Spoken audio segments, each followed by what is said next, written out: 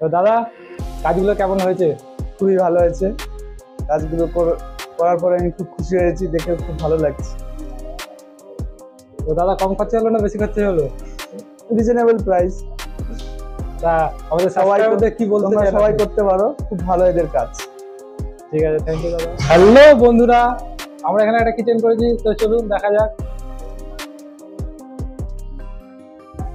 এখানে একটা পাল্লা, এখানে দুটো পাল্লা,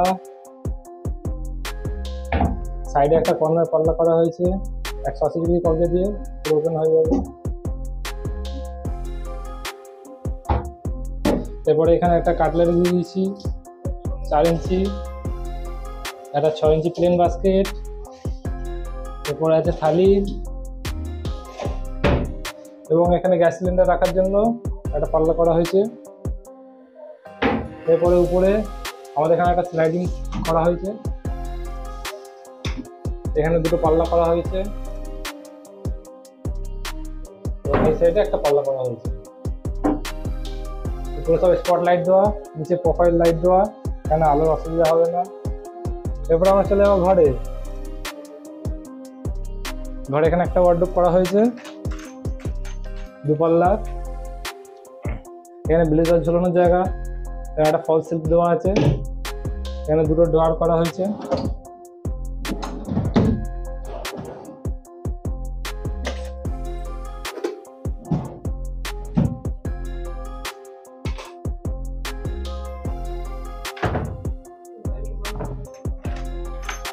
এবং উপরে দুটো পাল্লা করা হয়েছে।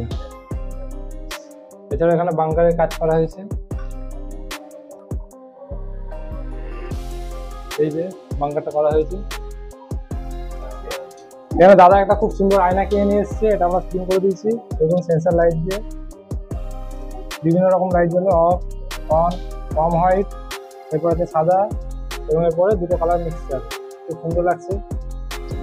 আপনারাও যদি বাড়িতে মডিউলার কিচেন ওয়ার্ডরোব করাতে চান এবং যে কোনো ডেকোরেশনের কাজ করাতে চান, তাহলে যোগাযোগ করুন আমাদের এই নম্বরে, সালামি ইন্টেরিয়র। তো দাদা, কাজগুলো কেমন হয়েছে?